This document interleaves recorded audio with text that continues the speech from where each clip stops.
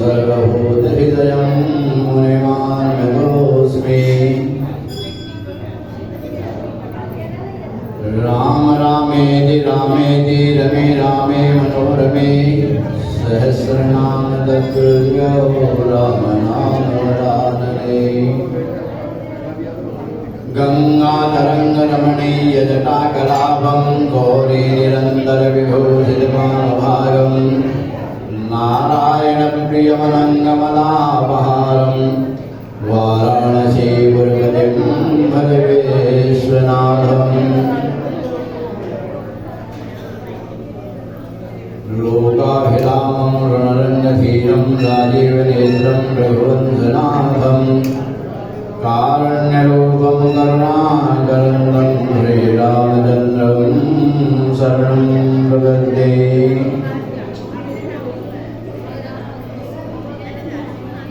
जय जय श्री राधे, जय जय श्री राधे श्याम। एक दिन वो भोले भंडारी बन आए ब्रज नारी गोकुल में आ गए, गोकुल में आ गए। मना मना के गौरा हारे नामाने त्रिपुरारी गोकुल में आ गए, गोकुल में आ गए। एक दिन वो भोले भंडारी बन आए ब्रज नारी गोकुल में आ गए, गोकुल में आ गए। बोला गौरा से बोला मैं भी चलूंगा तेरे साथ में, तेरे साथ में।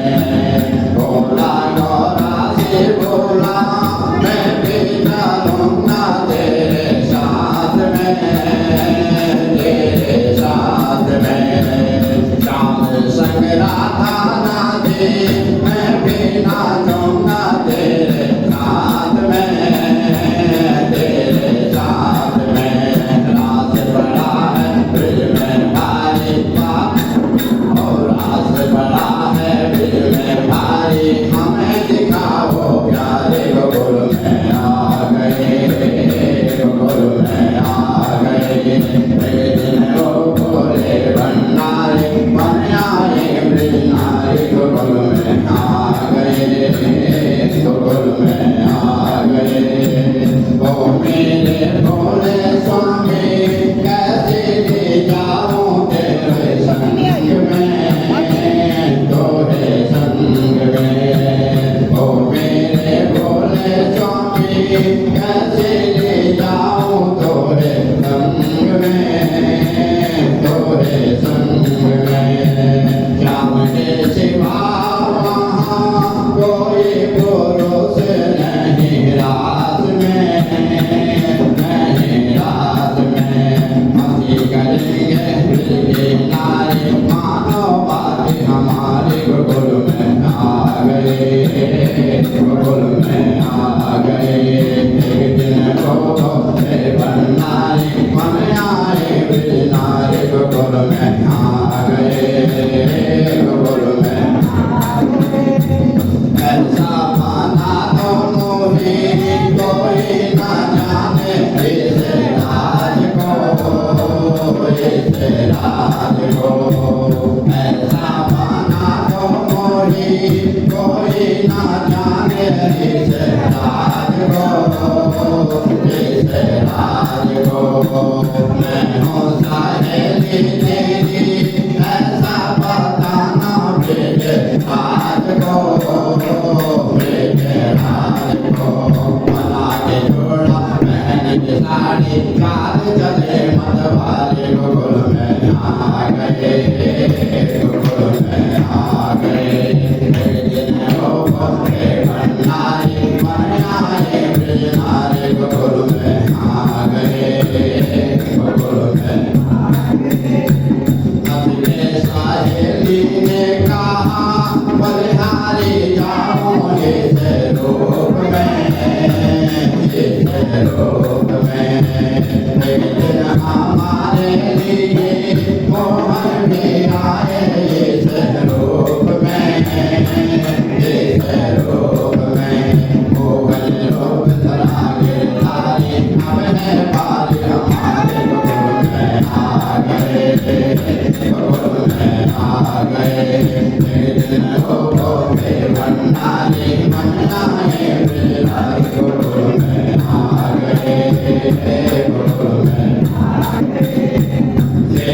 मोहन ने तो समझेगा इस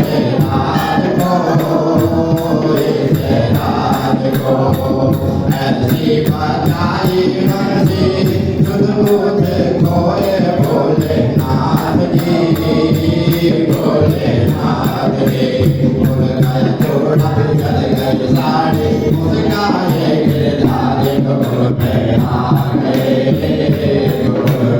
आ गए जिन हो भोले भंडारे मनाए बिजनारे गोकुल में आ गए गोकुल में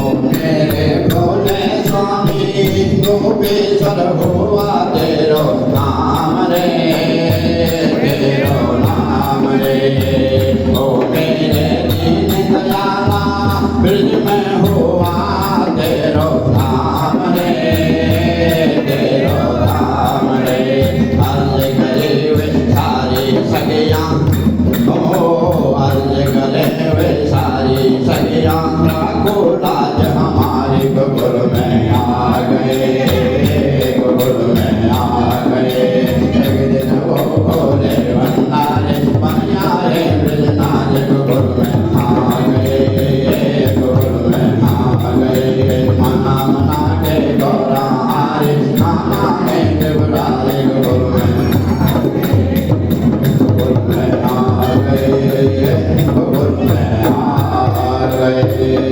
उमामेश्वर भगवान की पैर लाओ सभी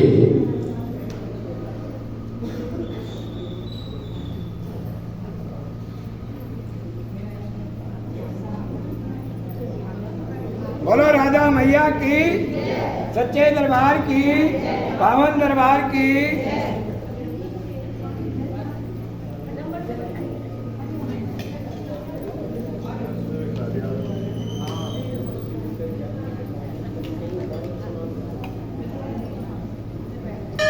ओम नमो भगवते वासुदेवाय हरि ओम नमो भगवते वासुदेवाय हरि ओम नमो भगवते वासुदेवाय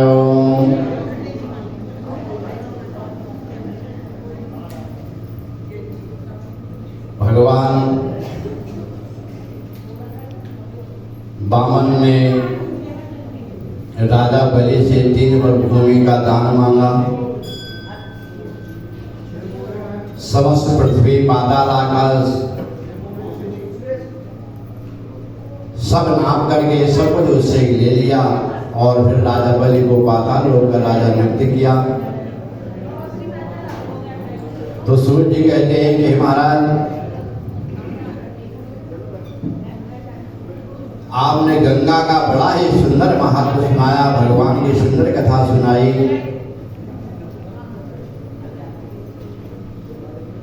अब भगीरथ के वंश में सुदास नामक एक महाबली राजा हुआ।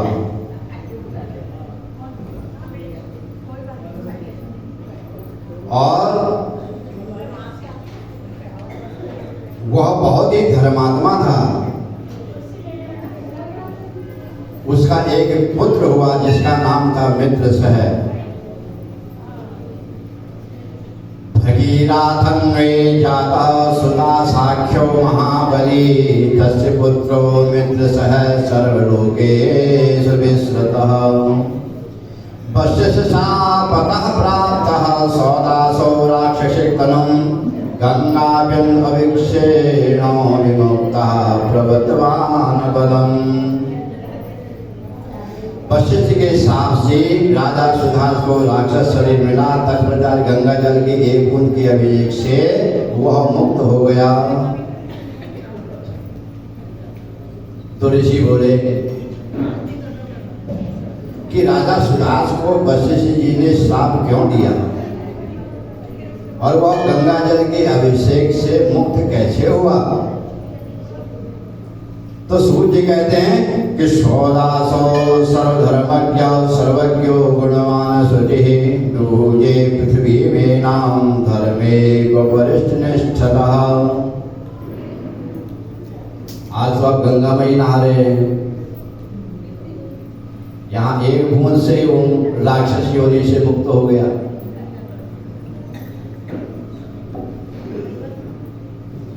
तो ऋषि कहने लगे,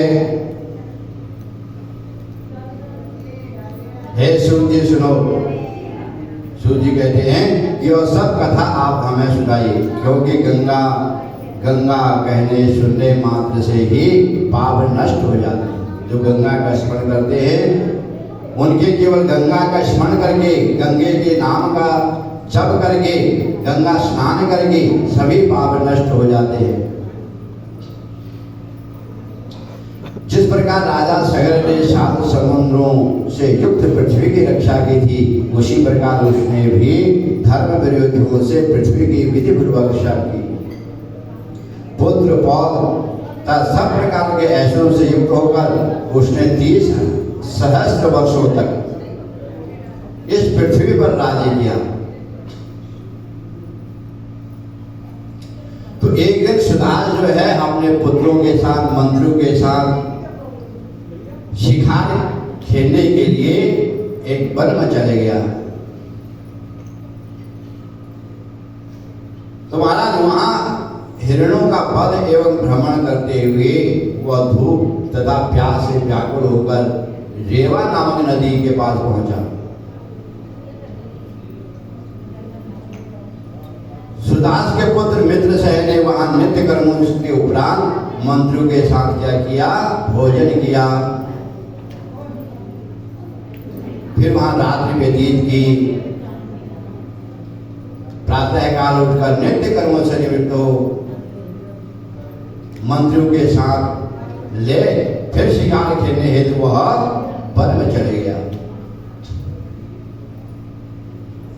तो एक के बाद एक वन में जाते हुए राजा ने कानों तक खींचे हुए धनुष पर बाण चढ़ाए और एक हिरण के पीछे दौड़ना आरंभ किया। हिरण को मारने के लिए धनुष बाण उठाया और उसके पीछे भागे। सैनिक पीछे छूट गए। राजा अकेला ही चलता रहा।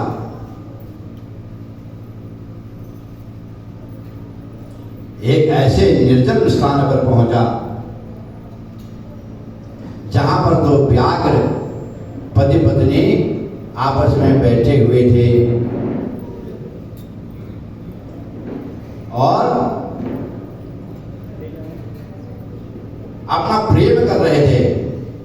तो राजा हिरण को छोड़कर उस व्याघ्रों के सामने जा पहुंचा। फिर उसने मंत्र पढ़कर छोड़े हुए अपने एक बाण से व्याघ्री को मारा। मरने पर वह व्याघ्री राक्षसी का रूप धारण कर भयंकर घोष करते हुए 30 योजन क्षेत्र में गिरी।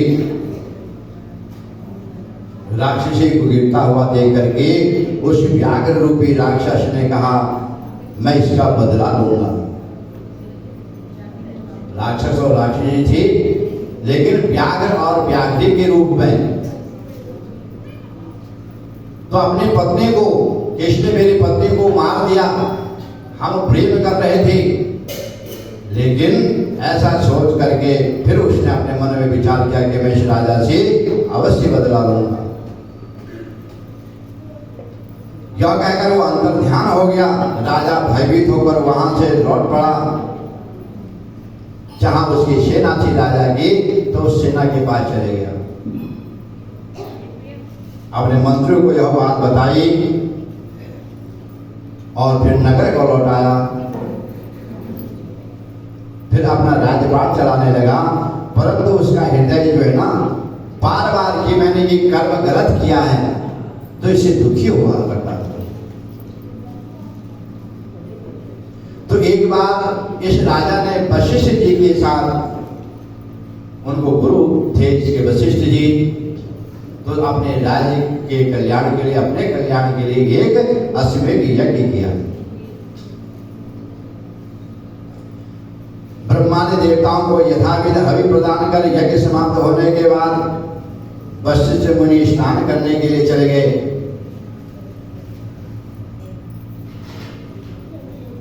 तो इसी भी वो राक्षस भी जिसकी पत्नी को उसने मारा था, तो वो राक्षस भी जो है ना वहां पर पहुंच गया अपना बदला लेने के लिए।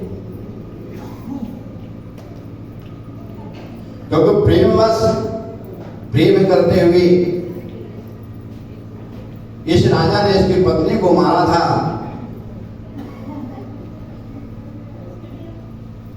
तो वह राक्षस जो है ना गुरु वशिष्ठ का ही वेश बना करके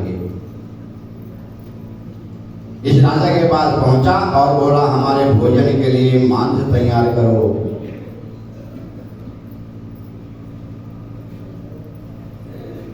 फिर उसी राक्षस ने रसोइये का रूप का वेश बनाकर राजा को मनुष्य का मांस जो है ना ला कर दिया। तो राजा उस मांस को एक स्वर्ण पात्र में रख करके गुरु के लौट आने की प्रतीक्षा करने लगा। जब गुरु वशिष्ठ आए तो राजा ने विनय पूर्वक स्वर्ण पात्र में रखा हुआ मांस से भोजन में समर्पित कर दिया। वशिष्ठ जी को बड़ा आश्चर्य हुआ कि ये क्या है, कहाँ ये यज्ञ हो रहा है, सात्विक कर्म हो रहा है, इस राजा को क्या हो गया, इसने मांस बनवाया है। तो समाधि ला करके देखा, अपना ध्यानस्थ रहे तो ये मांस कैसे आया, तो सब जानकारी प्राप्त हो गई।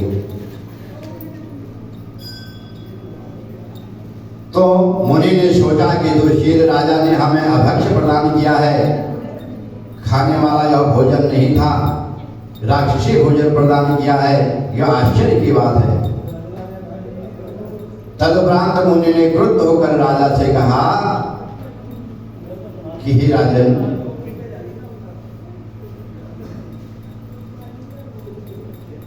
रक्षसामेव भोजनम दत्तम न च मे त्वया अद्यं हि राक्षसत्वं त्वं ददाह भोजनं नृपः।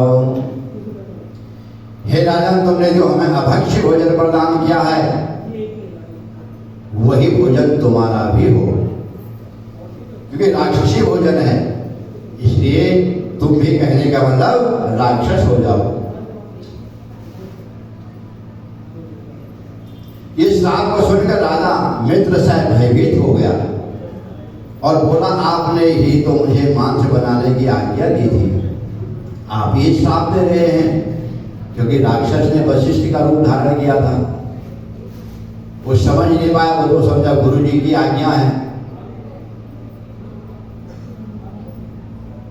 तो यह सुनकर के वशिष्ठ ने अपने ज्ञान नेत्रों से यह भी जान लिया कि राजा किसी राक्षस के द्वारा चला गया है।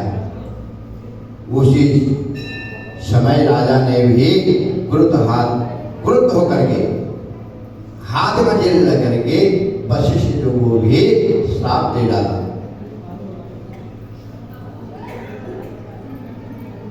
तब उनकी पत्नी,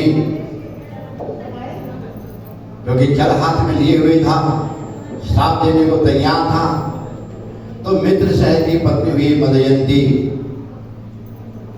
तो मदयंती बोली कि हे राजन, हे क्षत्रिपुत्र, आप क्रोध को त्याग दें, आपको अपने कर्म का अच्छा फल मिलेगा, आपका कोई दोष नहीं है। जो व्यक्ति अपने गुरु का तिरस्कार करता है वह अनंत समय तक ब्रह्म राक्षस जो है ना बन करके जो ना घनघोर वन में रहता है। इसलिए गुरु का तिरस्कार मत करो, गुरु को श्राप मत दो, क्योंकि अपने इंद्रियों को जीतने वाला, गुरु की सेवा करने वाला, गुरु पर क्रोध न करने वाला व्यक्ति ब्रह्मलोक को प्राप्त करता है। ऐसा शास्त्रों में कहा है। अपनी पत्नी के वचनों को सुन करके राजा ने क्रोध को त्याग दिया, शांत हो गया। अब सोचने लगा कि मैं इस जल को क्या करूं। अब जल जब हाथ में ले लिया, उसको अभिमंत्रित कर दिया, तो उसको कहीं ना कहीं तो वो छोड़ना ही पड़ेगा, फिर क्या करूं? तो कुछ समझ में न आकर के उस राजा ने उस जल को अपने ही पांव में रख दिया, पांव में छोड़ दिया। उस जल के स्पर्श मात्र से ही जो राजा का पांव था बहुत काला हो गया। इससे उसका एक नाम हुआ कलमसपाद। तो कलमसपाद के नाम से भी इस राजा को पुकारने लगे। उसके बाद फिर स्त्री द्वारा समझाए गए कलमसपाद ने भयभीत होकर गुरु के चरणों की स्तुति की, हाथ जोड़कर विनम्र शब्दों से बोला कि हे भगवान, आप मेरे अपराधों को क्षमा करें। राजा के वचनों को सुनकर वशिष्ठ ने दुखी होकर थोड़ा सांस छोड़ी, विवेक धारण किया, तो कहने लगा कि अविवेकी पुरुष को धिक्कार है। अगर विवेक धारण करना चाहिए, ज्ञान धारण करना चाहिए। ये नहीं किसी ने कुछ कहा तो तुरंत क्रोधी हो गए, सामने वाले ने जैसा किया तो वैसे स्वयं भी कर डाला, फिर उसमें और तुम अंतर क्या रह गया? तो अपने जीवन को धिक्कारने लगा कि मैंने ऐसा क्यों किया, मेरे को विवेक धारण करना चाहिए था।